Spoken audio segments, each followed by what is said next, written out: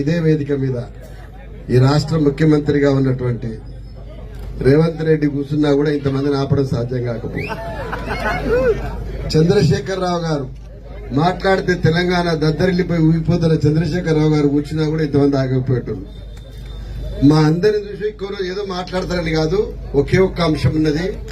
మోసపోతున్నాము, స్పష్టంగా మనకు శత్రువు అర్థం కావాలి. మనం ఎవరితో కొట్లాడితే బీసీ రిజర్వేషన్ వస్తుందనే కోపం, ఆక్రోశం ఉంది. కాబట్టి బహుశా నాకు తెలిసి బంధు ఒక మంచి పని చేసింది, చాలా విషయాలు అర్థం కావడానికి మనకు వచ్చింది.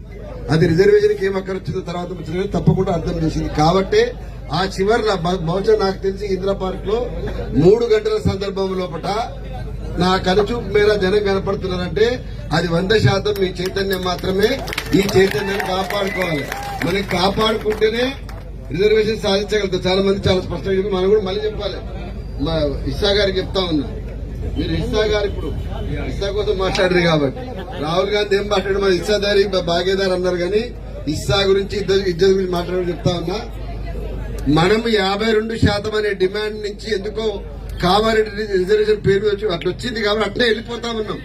మనం 52% కోసమే కొట్లాడుతున్నాం. కాబట్టి నీ 42% నువ్వు అన్నావు కనుక 6 నిలబడంటున్నాం. 6 విడుదల చెప్పినట్టు మనం చాలా మంది యంగ్ అండ్ యాంగ్రీ మెన్ చెప్పినట్టు ఏంటంటే ఢిల్లీకి పోతానికి 52 సార్లు 60 సార్లు రేవంత్ రెడ్డి మీద పేపర్లు వస్తుంది కదా. ఈ పోయిన దాంట్లో ఒక్కసారన్నా 2 సార్లన్నా బీసీల కోసం పోయి స్పష్టంగా కూర్చొని ఉంటే ఈ పరిస్థితి ఇట్లా ఉండకపోయేది.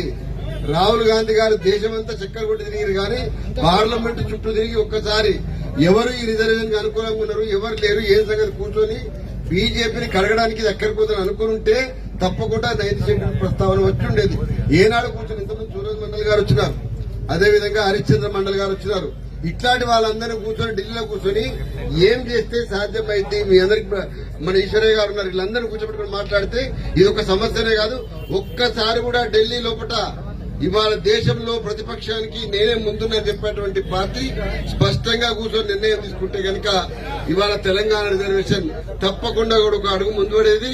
వారు చెప్పినటువంటి రాహుల్ గాంధీ గారు తెలంగాణ ఇద్దరు రోల్ మోడల్ అంటారు కదా, రోల్ మోడల్ అయ్యేటువంటి అవకాశాలు మిస్ అవ్వడం లోపల కాంగ్రెస్ పార్టీ నాయకత్వం చాలా స్పష్టంగా విఫలమై ముందున్నది. కాబట్టి ఈ పరిస్థితి తెలియజేస్తూ విశారదన వచ్చిన తర్వాత ఇవాళ దీనికి ఏదో ఒక మాస్ చర్నింగ్ అంటే జనంలో నిరంతరం పట్టుకొని వేలాడేటువంటి శక్తి ఉన్నటువంటి ఒక లీడర్షిప్ దీనికి అటాచ్ అయింది. కాబట్టి మనం ఎంత గొప్ప మెటీరియల్ తయారు చేసినా కూడా దానికి కన్సిస్టెన్సీ అంటాం. అంటే బంక పట్టుకున్నాడు పట్టుకునే శక్తి ఉండాలి. బంక పట్టుకున్నటువంటి శక్తి ఉన్నటువంటి ధర్మ సమాజ్ పార్టీ బలంగా